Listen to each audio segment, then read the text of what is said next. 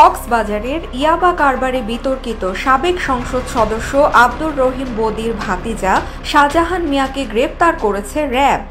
গত ৮ সেপ্টেম্বর দিনগত রাতে রাজধানীর বসুন্ধরা আবাসিক এলাকা থেকে তাকে গ্রেপ্তার করা হয়।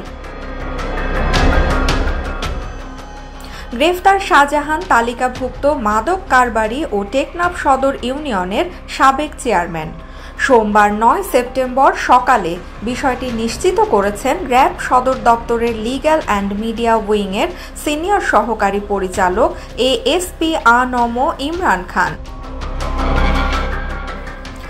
ইয়াবা গডফাদার আব্দুর রহিম বদি গ্রেপ্তার ওমরা যাত্রী বেশে পালাচ্ছিলেন বদির ক্যাশিয়ার, ধরল র্যাব। তিনি জানান, সম্প্রতি বৈষম্য বিরোধী ছাত্র আন্দোলনে টেকনাফে ছাত্রদের বিরুদ্ধে প্রকাশ্যে অস্ত্র নিয়ে হামলা করতে দেখা গেছে শাহজাহান মিয়াকে। এ সংক্রান্ত ভিডিও ফুটেজ রয়েছে। তার বিরুদ্ধে সহিংসতা ও মাদক সহ অনেকগুলো মামলা রয়েছে। তার বিরুদ্ধে আইনানুগ পদক্ষেপ প্রক্রিয়াধীন।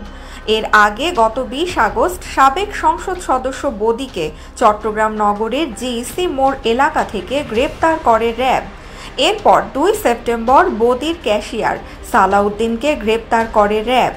ওমরা যাত্রীর ছদ্মবেশে দেশ থেকে পালাচ্ছিলেন বদির ক্যাশিয়ার সালাউদ্দিন। সিলেটের এমজি ওসমানী বিমানবন্দরের রানওয়েতে থাকা একটি বিমান থেকে তাকে গ্রেপ্তার করে র্যাব ৯।